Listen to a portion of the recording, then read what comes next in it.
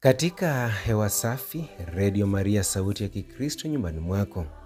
Unasikiliza dakika za Yesu Kristo. Leo ni tarehe 5 Disemba, siku ya 6 katika safari yetu ya neema ndani ya kipindi kitakatifu cha Majilio. Kipindi cha kusubiri kwa imani na matumaini ujio wa Bwana wetu Yesu Kristo. Kadri tunavyozidi kusonga mbele, mioyo yetu inaandaliwa polepole kupokea uzuri wa fumbo kuu. Mungu anayekuja kuwa karibu nasi, kuwa mmoja wetu, kuwa binadamu kama mimi na wewe isipokuwa katika dhambi na kutuongoza katika njia ya wokovu. Mungu aponya na kufariji. Ndiye tumaini la kweli katika maisha yetu ya kila siku. Masomo yetu siku hii ya leo, siku ya 6, yanatufunulia uso wa Mungu aliye karibu, Mungu mwenye huruma na Mungu mponyaji. Nabii Isaya anatupa taswira ya Mungu anayewainua wanyonge, Mungu anayewatia nguvu waliochoka, na Mungu anayewatengenezea njia wale waliopoteza mwelekeo. Ndani ya maneno yake tunasikia ahadi ya Mungu isiyoyumba. Msiogope, maana mimi ndimi niliye karibu nanyi.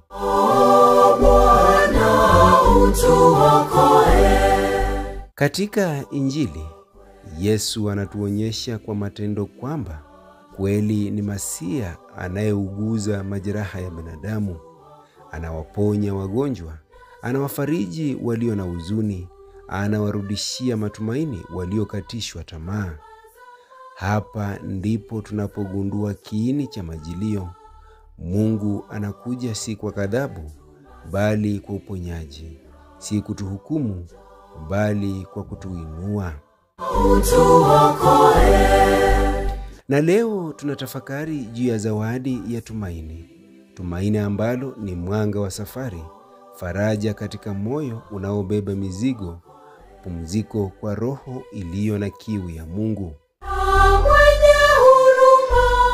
Tumaini la Kikristo lina sifa 3. Tumaini linachipuka kutoka kwa Mungu mwenyewe, si hisia inayokuja na kupotea.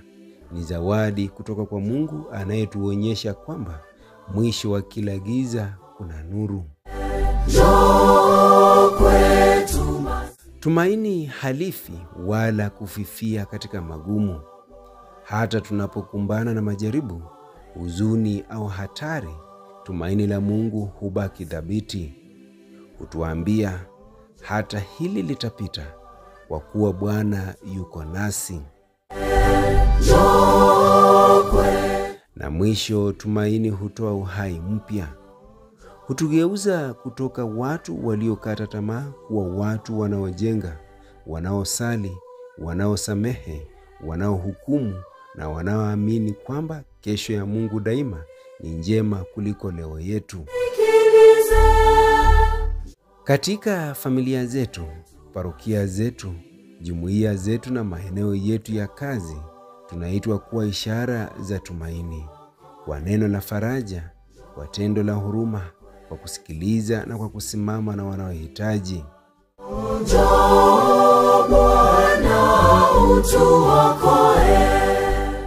Tuombe.